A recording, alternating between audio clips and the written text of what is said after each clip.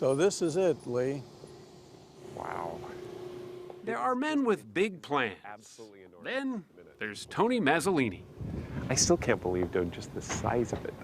whose plan was so big, it took up a hangar the size of a football field. This particular airplane is the last restorable B-29 in the world. A B-29, a sleek silver ghost of World War II. A bomber that both haunted and obsessed Tony for nearly 3 decades. It's part of the greatest generation, and we want to keep the memories alive.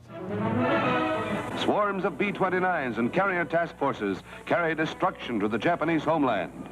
Nicknamed the Super Fortress, the B-29 was the most technologically advanced bomber in the world at the time. One day, August 5th, 1945, one B-29 left on a special mission. The most famous, of course, was the Enola Gay, that dropped the first atomic bomb. Tony was a flight engineer on a B-29 during the Korean War. By then, the jet age had nearly rendered the legendary bomber obsolete. Those that hadn't been lost in combat were usually scrapped or sent to the China Lake Naval Weapons Center in California's Mojave Desert, where the once proud bombers were used for target practice. They were just in millions of pieces. Kind of an undignified end. It is to quite a historic aircraft. Everyone told Tony any B-29 worth saving had been saved already. There were none left. But they were wrong. I could see the silhouette on the horizon getting larger and larger, and my heartbeat was getting faster and faster. Out in that desert boneyard, he found a B-29 named Doc, defiantly, inexplicably still in one piece, as if it had never given up the will to fly. It was a sanctuary for some of the desert birds and critters, you know. With the help of a few dozen bomber buffs, Tony managed to tug old Doc out of the desert. Slowly, piece by giant piece, it was shipped back to the former Boeing plant in Wichita, Kansas. They were building the mightiest aircraft in history. The very same plant where Doc rolled off these assembly lines back in 1945. My mother, father, grandmother all worked on them. My mom started the day after she turned 16 years old. Turning 4. T.J. Norman is an airplane mechanic from a long line of B-29 mechanics. And Doc became his patient. 4's turning. We ordered some new boot material. His job wasn't just to make the plane a static display in a museum. Nope, what he had to do seemed impossible. To get Doc flying again. And you really do it just for the love of the plane? Just for the love of the plane. I love this airplane. There's just nothing else like it.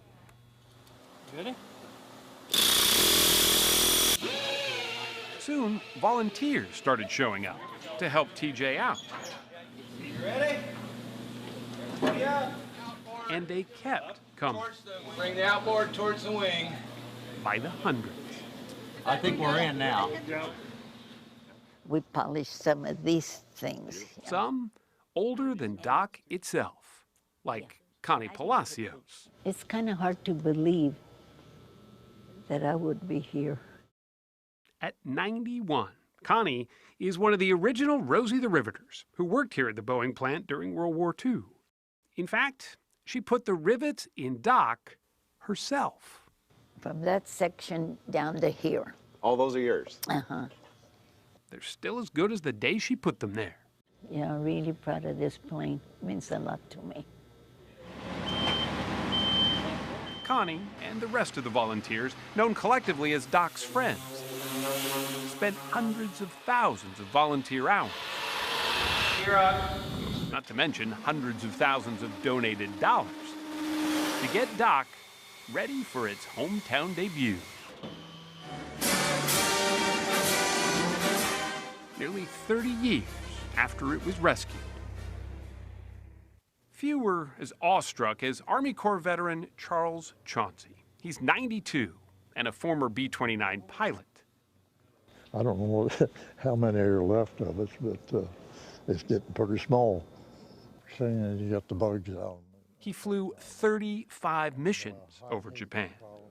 So what does it feel like when you're in there and you start up all 4 of these engines? Oh, noisy.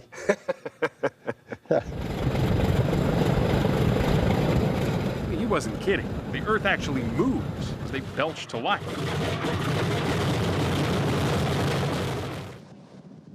It was the day of Doc's first test flight.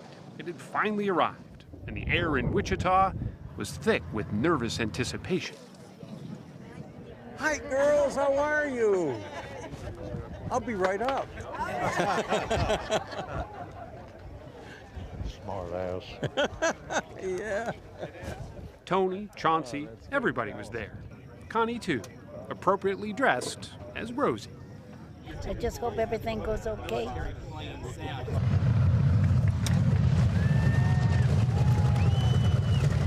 my goodness. Oh, gracious. As Doc lumbered by, there were more than a few tears. Wonderful day. Tony joined Connie at the end of the runway to wait I'm just thrilled to death. Yeah. and to watch. It had been 60 years since that plane left the ground. Everything was on the line. And then it happened. It's up! It's up! That's all Tony could say. It's up! By God, it's up! There were cheers all around. Congratulations. I'm telling you, I am absolutely delighted. This is one great day. I couldn't believe it. I feel like doing a dance right now. You know? Tony had done it. There it was, a B-29 back among the clouds. A tangible piece of flying history.